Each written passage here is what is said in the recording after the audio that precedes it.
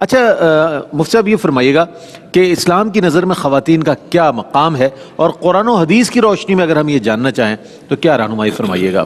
جی ہاں بالکل، دیکھیں اللہ تبارک و تعالیٰ نے اپنے حبیب کریم صلی اللہ علیہ وسلم کو قیامت تک کے لیے ایک رول ماڈل بنایا ہے۔ لقد کان لکم فی رسول اللہ اسوۃ حسنہ۔ بے شک۔ اور رول ماڈل جو ہوتا ہے اس کے قول کو بھی دیکھا جاتا ہے، اس کے عمل کو دیکھا جاتا ہے۔ بے شک بے شک۔ اگر خواتین کے حوالے سے نبی کریم صلی اللہ علیہ وسلم کے قول و فعل کو دیکھا جائے تو دونوں طرح سے آپ عورتوں کو عزت اور عظمت اور احترام کا درس دیتے ہوئے نظر آتے ہیں۔ بے شک بے شک۔ مثال کے طور پہ جب ایک صحابی نے پوچھا یا رسول اللہ صلی اللہ علیہ وسلم سب سے زیادہ مجھ پر حق کس کا ہے؟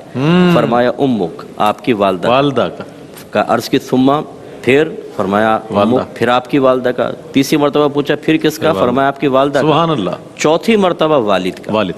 تو علماء فرماتے ہیں کہ تعظیم والد کی زیادہ ہے کیونکہ ماں پر وہ حاکم ہوتے ہیں، لیکن ماں کا حق باپ سے 3 گنا زیادہ ہے، جس میں فرق یہ، یعنی اس میں ڈفرینس اس طرح کر سکتے ہیں کہ اگر ہمیں تنخواہ دینی ہے اس میں سے ہم کچھ دینا چاہتے ہیں ماں باپ کو مثال کے طور پہ، تو 3 حصے ماں کو، 1 حصہ والد کو۔ اللہ۔ لیکن اگر وہ پانی منگاتے ہیں تو پہلے والد کو دیا جائے گا پھر والدہ کو دیا جائے گا، کیونکہ تعظیم والد کی زیادہ ہے۔ اچھا۔ لیکن یہ جو مقام و مرتبہ ماں کا سرکار نے ذکر فرمایا کہ 3 گنا ان کا حق بلند کر دیا، جبکہ باپ کا حق، باپ تو بہت بڑی چیز ہوتا ہے، اس کو ماں پر بھی حاکم رکھا۔ یہ ظاہر کرتا ہے کہ ہماری شریعت عورتوں کو ایک مقام دینا چاہتی ہے۔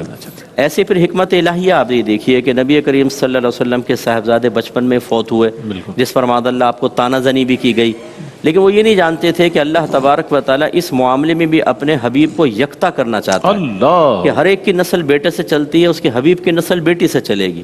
اور اس میں بی بی فاطمہ رضی اللہ تعالیٰ عنہا کا یہ وہ وصف ہے جو اللہ تعالیٰ نے آپ کو عطا فرمایا، وہ مقام مرتبہ ہے جس میں کائنات کی کوئی عورت آپ کے ساتھ شریک نہیں ہو سکتی، بالکل لا شریک کر دیا آپ کو اس میں کہ آپ سے نبی کریم صلی اللہ علیہ وسلم کی نسل پاک چلی۔ سبحان اللہ سبحان اللہ۔ تو نبی کریم صلی اللہ علیہ وسلم نے پھر اپنے صاحبزادی کی ایک تعظیم کر کے دکھائی، خود اتنے عظیم ہیں اور تعظیم۔ جب بی بی فاطمہ آتی تو آپ کھڑے ہو جاتے، اپنی جگہ پر ان کو بٹھاتے، بعض اوقات اپنی چادر بچھا دیا کرتے تھے اور بڑی شفقت اور پیار اور محبت کا اظہار کرتے۔ اور قولی طور پہ سرکار نے فرمایا کہ اگر میں اولاد کو اولاد پر فضیلت دیتا تو بیٹیوں کو بیٹوں پر فضیلت دیتا۔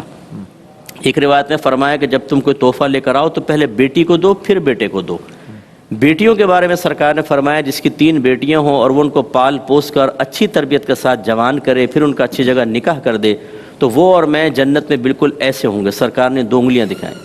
پوچھا گیا رسول اللہ اگر 2 ہوں تو فرمایا 2 کے لیے بھی یہ ہے۔ صحابی کہتے ہیں اگر ہم 1 کے بارے میں کویسچن کرتے تو سرکار 1 کے بارے میں بھی ارشاد فرما دیتے۔ اسی طرح بہنوں کے بارے میں، یہاں یہ بیٹیوں کا ہے، بہنوں کا بھی ایک لفظ بہنوں کے ساتھ بھی ہے کہ جو بہنوں کی کفالت کرے اللہ تعالیٰ اس کو یہ مقام مرتبہ عطا فرمائے گا۔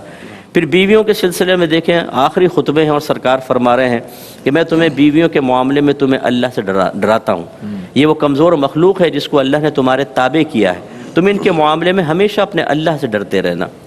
جب حضرت عمر فاروق رضی اللہ تعالیٰ عنہ نے آ کر سرکار کی بارگاہ میں فریاد کی، ایک عظیم فریاد، یا رسول اللہ یہ جب تک عورتیں ہمارے ساتھ مکے میں تھیں ہم قریشین پر غالب تھے، جب یہ مدینے میں آئی ہیں تو انصار کی عورتیں اپنے شوہر حضرات سے کلام کرتی ہیں، تو آج میری زوجہ نے مجھ کو جواب دیا ہے۔ تو سرکار مسکرا دیے اور فرمایا کہ عمر یہ عورتیں ٹیڑھی پسلی سے پیدا کی گئی ہیں، ان کو ان کے ٹیڑھے پن کے ساتھ استعمال کرو، اگر سیدھا کرو گے تو ٹوٹ جائیں گی۔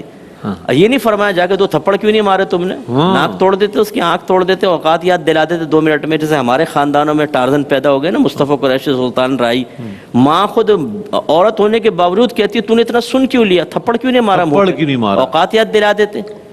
تو یہ ہمارے جی غلام بنا ہوا ہے تو غلامٹا، بالکل وہی۔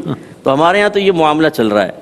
اچھا بچیاں پیدا ہوتی ہیں، ہمارا صورتحال کیا ہے؟ وہی کفار والا وصف کہ باپ جو ہے بعض اوقات منہ چھپاتا ہے، خاندان میں خبر نہیں دیتا، لڑکا ہو تو 10 آدمیوں کو وہ مطلب یہ کہ میسج فارورڈ کرے گا اور کالز کرے گا، اور بچی پیدا ہو جائے تو، حالانکہ ہمیں بچیوں کی پیدائش پر فخر کرنا چاہیے، یہ تو جنت کی ضمانت مل گئی۔ سبحان اللہ۔ تو جس بھی جہت سے آپ دیکھیں، زوجہ کی حیثیت سے، بیٹی کی حیثیت سے، بہن کی حیثیت سے، ماں کی حیثیت سے، عورتوں کو ہمارا مذہب ایک عزت اور احترام دیتا نظر آتا ہے۔ اور جو ہماری بہنیں کہتی ہیں جی مذہب نے ہماری آزادیاں سلب کر لی، بھائی کون سی آزادی چاہیے مجھے بتائیں آپ، کون سی چاہیے؟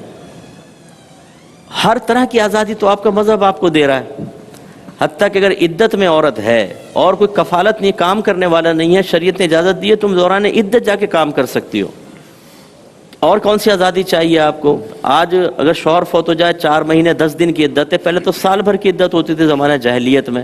ہر طریقے سے آپ کو حقوق، عورت کا کوئی پہلو ایسا نہیں ہوگا جس میں وراثت میں اس کو حصہ نہ ملتا ہو۔ بالکل ہے، ہر طرح سے شریعت نے پروٹیکشن دی ہے، احترام۔ یہ ہماری اور غلطی ہے مہر نا۔ کی صورت میں مفتی صاحب، جی ہاں، مہر کی صورت میں بھی بہن کی پروٹیکشن صورت ملا میں ہے۔ تو ہماری خطا اور غلطی ہے کہ ہمارے اگر مرد غلط سلوک کریں اس کو مذہب پہ نہ ڈالیں۔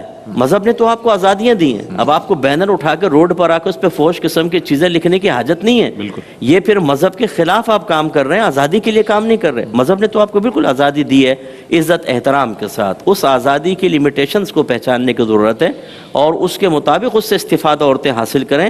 اللہ تعالیٰ بڑا بلند مقام اور عزت عطا فرمائے۔ سبحان اللہ، سبحان اللہ۔